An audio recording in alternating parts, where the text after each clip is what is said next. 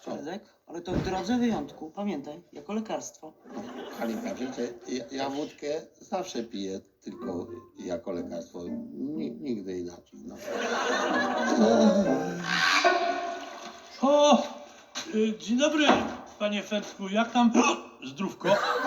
Ja właśnie nie bardzo, chyba takie bolesne kręcenia w brzuchu mam.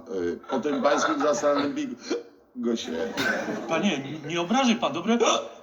Bo żeś pan jadł, aż się panu normalnie uszy trzęsły. A co za tam nawrzucone? Jak co, panie? Mięso. A skąd? Eleganckie, nie? Dlaczego? Ale co to jest? Co to? Jak to co, panie? To normalnie... Pan, to mięso jest. Jakie mięso, panie? Przecież to trociny są jakieś. Jakie mięso? Co ma być? Panie, to jest mięso sproszkowane w proszku, granulat taki, A gdzie jest ten ważności? na dęku pewnie.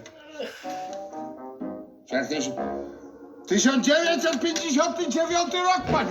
Zobacz pan, 1959! To widocznie wtedy to zrobili. Panie, kurde, to mięso ma ponad 50 lat, rozumie pan? No to i tak młodsze jest od pana.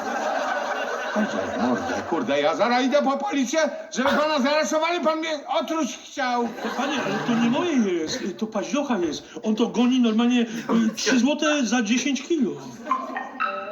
Ciekawe co paszcza w tym razem zrobi. O Jezus Maria!